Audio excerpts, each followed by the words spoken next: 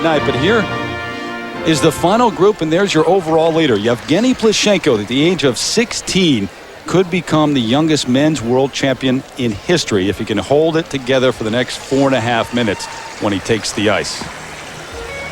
Right behind him in second place, the reigning world champion, Alexei Yagudin, his countryman from Russia.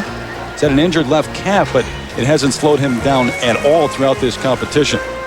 And the three-time world champion, Elvis Stojko of Canada. What a tough year and a half he's had trying to come back from the groin injury. He's battled his way to third place and in a position perhaps to win. And there's Michael Weiss. Terrific week. He is in fourth place overall right now. He had his first quad jump ever in competition during the qualifying rounds. And he started out this practice session with enormous energy. Well, ever since Dick Button, our colleague, took this sport higher and higher back in the 40s and the 50s, the jumps have just continued to evolve. They've gotten higher and higher as well. And now, as Dick tells us, the quad has become the benchmark for the men these days. In a sport known for artistry and grace, the quadruple jump, a move of raw power and athleticism, is now defining men's skating. The quad, it defies gravity, and it's a true test of courage. Rotation can happen quite easily when we leave the ice. However, controlled rotation is another thing.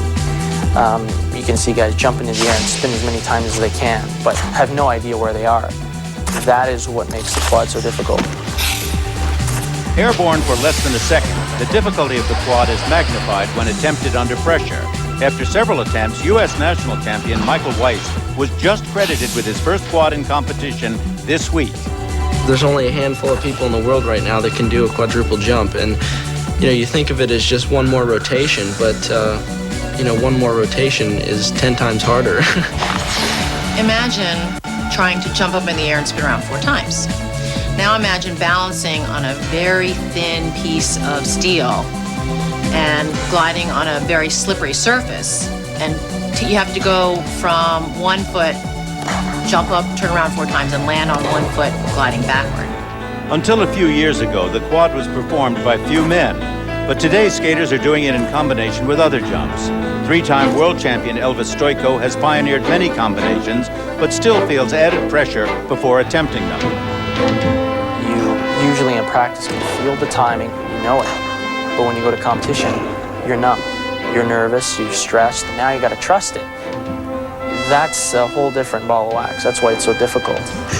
In the 11 years since Kurt Browning changed the course of figure skating with the first ever quad at the 1988 World Championships, skaters have continued to raise the bar. Now the quad is not only allowed in the short program, but it's almost becoming a necessity. The sport has definitely reached a level where, for the male skaters, they have to be able to do 8 triples in a quad. I think it'll be a rare situation where one of the men becomes a world champion without that kind of a long program. Nonetheless, Kurt Browning and Elvis Stojko remain the only world champions to have won with a quad. 1996 champion Todd Eldredge won when he impressed the judges with a program full of brilliant triples. If you've got a skater that goes out and does all his triples great and has great style, then the judges have to kind of decide what's more important with the program. The philosophy that we are being preached at is that you award a clean jump a higher mark than a poorly performed jump, so that we should reward a clean triple a higher mark than a poorly performed quad. Whether the 1999 world champion will need a quad remains to be seen, but clearly the quadruple jump is the future. Well, the future seems to have arrived ahead of schedule. It's already here. And Brian, is there any downside to this quad mania? Well, I think it's going to take its toll on their longevity. The window of peak performance may get smaller to 1 or 2 years because it's so physically demanding. How about Plushenko now? What can we expect from him tonight? Well, what you look for with Plushenko, 8 triples. Now, this is his strength. The speed going into them, the height, the quickness of rotation. With his quad, look for him to repeat it if he misses it.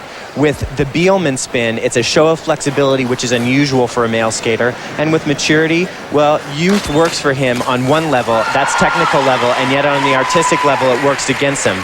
How about Elvis Stojko, Dick? Well, you've got pretty much the same group of things. There's going to be the usual 8 triples, and he is really a powerful jumper right down the line. You're going to have to watch every one of those. He's got 2 quads planned. Now, that is right at the peak of the situation. Remember his footwork. It's strong, it's powerful, it's very fast. He has learned to develop in this area. But the main question is, will he go all out because of his groin injury? Well, sit back and enjoy a who's who list in this final group. The order in which they will skate: Elvis Stojko takes the ice first. Then it's Alexei Yagudin, the reigning world champion, Alexei Urmanov, the '94 Olympic champ, then Plushenko, the leader, Andrei Vlashenko of Germany, and Michael Weiss, the U.S. champion, will skate last. Next to skate is Elvis Stojko.